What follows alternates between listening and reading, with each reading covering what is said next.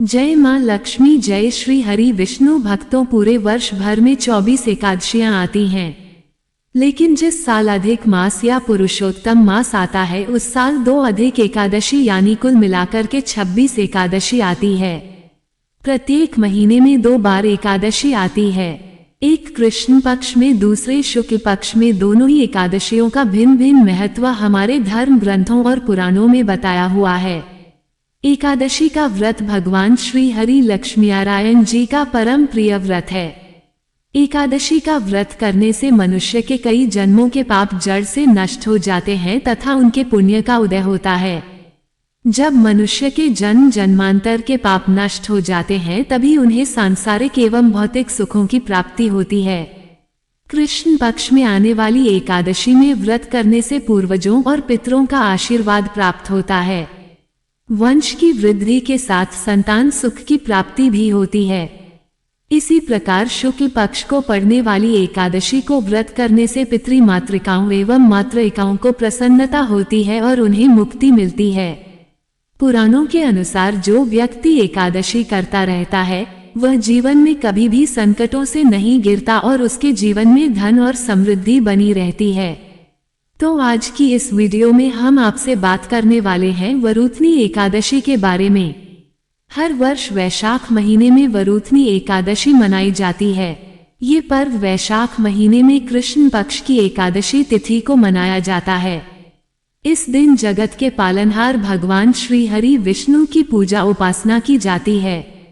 सभी दुख दर्द और दरिद्रता से छुटकारा पाने के लिए वरुथिनी एकादशी के दिन भगवान श्री हरि विष्णु के वराह रूप की पूजा अर्चना की जाती है। शास्त्रों के अनुसार अत्यंत ही श्रेष्ठ मानी जाती है वरुथिनी एकादशी, और अगर आप इस एकादशी का व्रत धारण करते हैं अत्यंत ही श्रेष्ठ है। लेकिन किसी भी कारणवश मान लीजिए आप इस एकादशी का व्रत नहीं कर पाते हैं तो भी आज के दिन आपको भगवान श्री हरि विष्णु की विधि विधान से पूजा जरूर करनी चाहिए, क्योंकि आज के दिन अगर आप बिना व्रत किए भी भगवान श्री हरि की पूजा आराधना करते हैं, उनके मंत्रों का जप करते हैं, तुलसी दल युक्त भोग उन्हें अर्पित करते हैं और आज आप किसी भी प्रकार से तामसिक चीजों का सेवन नहीं करते हैं जैसे कि लहसुन, प्याज, मांस, मदिरा, इन चीजों का त्याग कर दीजिए। इसके साथ ही चावल आज आपको भूल से भी नहीं खाना चाहिए। तो अगर आप नियम पालन कर लेंगे तब भी आपको भगवान श्री विष्णु की विशेष कृपा प्राप्त हो जाती है।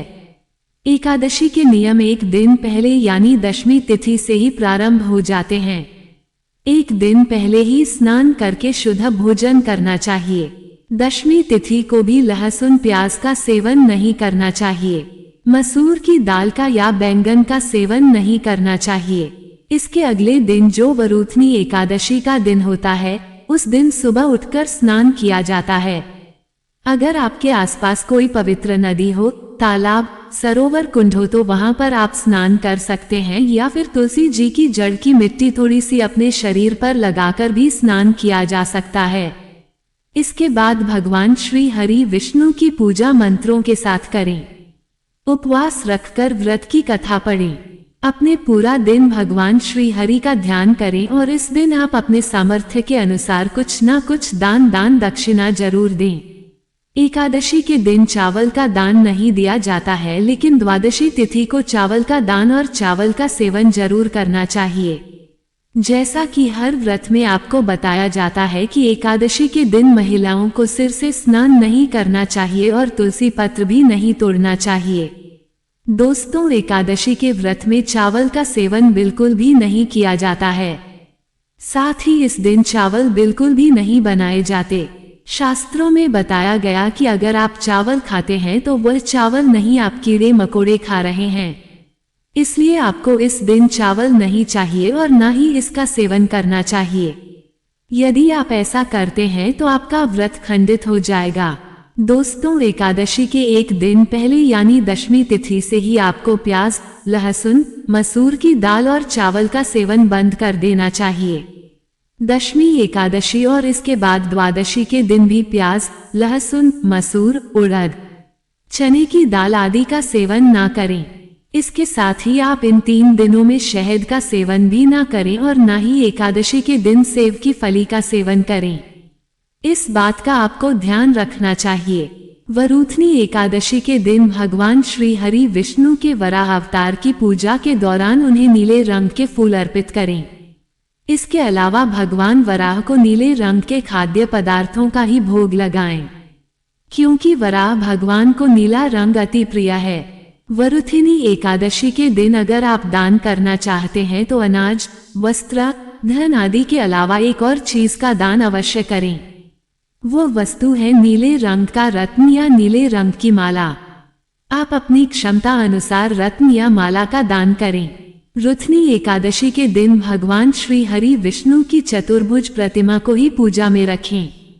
भगवान वराज की प्रतिमा को मंदिर या घर में पूजा के लिए स्थापित नहीं किया जाता है, क्योंकि धर्म शास्त्रों में इन्हें भगवान श्री हरि विष्णु का रौद्र स्वरूप माना गया है। एकादशी के दिन यदि आपके घर परिवार में जन्म अथवा मृत्यु का सूतक लग जाता है तो ऐसी परिस्थिति में आप एकादशी व्रत तो अवश्य करें। सभी नियमों का भी पालन करें, लेकिन आपको भगवान का स्पर्श या पूजन अर्चन नहीं करना चाहिए। अगले दिन जब आप व्रत का पारणा करते हैं तो सूतक की अवस्था में जल या तुलसी पत्र या फल या फलाहारी वस्तु से व्रत का पारणा कर सकते हैं।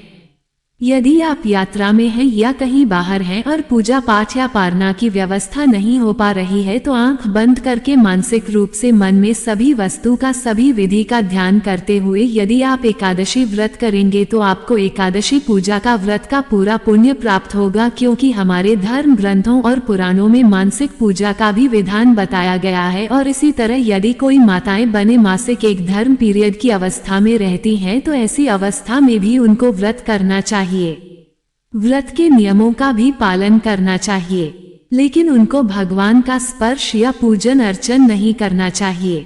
साथ ही जो माताएं बहनें गर्भावस्था में हैं, गर्भवती है तो उनको अपने बालक का, अपने शिशु का, गर्भस्थ बच्चे का ध्यान रखते हुए ही एकादशी व्रत करना चाहिए। अच्छी प्रकार से फलाहार करके वह व्रत कर सकती हैं, लेकिन कोई भी इस दिन गलत काम ना करें। धर्म ग्रंथों के अनुसार किसी समय मांधाता नाम के एक राजा थे।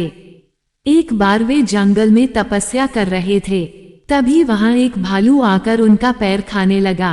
अत्यंत कष्ट होने के बाद भी राजा मांधाता तपस्या करते रहे। जब भालू राजा को खींचकर जंगल में ले जाने लगा तो उन्होंने मन ही मन भगवान श्री हरि विष्णु स्मरण किया। भगवान श्री हरि विष्णु उसी समय वहां प्रकट हुए और राजा के प्राण बचाए। तब तक भालू राजा मांधाता को घायल कर चुका था। तब भगवान श्री हरि विष्णु ने उनसे वृधिनी एकादशी का व्रत करने को कहा। राजा ने विधि विधान से यह व्रत किया, जिससे वे दोबारा स्वस्थ हो गए। इस व्रत के प्रभाव से राजा को स्वर्ग की प्राप्ति हुई। आइए अब जानते हैं साल 2025 में वृधिनी एकादशी कब है और सभी शुभ मुहूर्त के बारे में। लेकिन उससे पहले अभी तक आपने वीडियो को लाइक नहीं किया तो वीडियो को लाइक करके हिंदू संजू हिंदी कहानियां चैनल को सब्सक्राइब अवश्य कर लीजिए। और हाँ, पास वाले बेल आइकन का बटन दबाना बिल्कुल भी ना भूलना। एकादशी तिथि 23 अप्रैल को शाम 4:45 से शुरू होगी और 24 अप्रैल को दोपहर 2:32 पर समाप्त होगी। तो हमें शुद्ध रूप से एकादशी व्रत के लिए जो समय प्राप्त हो रहा है वो समय सभी 24 अप्रैल 2025 दिन गुरुवार को व्रत को धारण करेंगे। एकादशी व्रत में 10वीं के दिन से ही नियमों का पालन करना चाहिए, तो 23 अप्रैल को 10वें दिन के नियम का पालन करेंगे। 24 अप्रैल को एकादशी का व्रत धारण करें और फिर 25 अप्रैल को इस व्रत का पारण किया जाएगा। एकादशी व्रत का पारण जो किया जाता है वो हरिवासर समाप्त होने के बाद करना चाहिए। हरिवासर का समय द्वादशी तिथि का पहला चौथाई हिस्सा होता है। ऐसे में वौथनी एकादशी व्रत पारण 25 अप्रैल को किया जाएगा। इस दिन व्रत का पारण करने का शुभ मुहूर्त सुबह 5:56 से लेकर 8:23 तक है। इस दिन ब्रह्मा और इंद्र नाम के 2 शुभ योग भी रहेंगे, जिससे इसका महत्व और भी बढ़ गया है। पारण तिथि के दिन द्वादशी समाप्त होने का समय सुबह 11:44 है। पूजा के लिए शुभ मुहूर्त रहेंगे सुबह 10:49 से दोपहर 12:24 से दोपहर 2 बजे तक, 2 बजे से शाम 3:36 तक, शाम 6:47 से रात 8:11 तक। आशा करता हूँ आप सभी को वीडियो पसंद आया होगा। ऐसे ही तीज त्योहार के बारे में जानने के लिए, कथा को सुनने के लिए चैनल को लाल बटन दबाकर सब्सक्राइब करिए, साथ में घंटी को जोर से दबाइए। ये कथा आपको कैसी लगी कमेंट करके अवश्य बताएं। तो प्रिय भक्तों, ये तमाम जानकारी जन रुचि को ध्यान में रखकर दी जा रही है। ज्योतिष और धर्म के उपाय को अपनी आस्था और विश्वास पर आजमाएं। हमारी वीडियो का उद्देश्य सिर्फ आपको बेहतर सलाह देना है। इस संदर्भ में हम किसी भी प्रकार का कोई दावा नहीं करते हैं। प्रिय भक्तों, आपको यह वीडियो कैसा लगा हमें कमेंट बॉक्स में जरूर बताएं। अगर आप मां लक्ष्मी के सच्चे और प्रिय भक्त हैं और आप मां लक्ष्मी का प्रेम, प्यार, आशीर्वाद पाना चाहते हैं और चाहते हैं कि मां लक्ष्मी का आपके घर में वास हो और आप मां लक्ष्मी को प्रसन्न करना चाहते हैं, तो जल्दी से वीडियो को लाइक करके आपके अपने YouTube चैनल सब्सक्राइब करें और कमेंट बॉक्स में जय माता लक्ष्मी जरूर लिखें। तो मित्रों, आज की जानकारी यहीं पर समाप्त करते हैं। मिलते हैं किसी एक और नई जानकारी के साथ। तब तक के लिए अपना ख्याल रखना। धन्यवाद।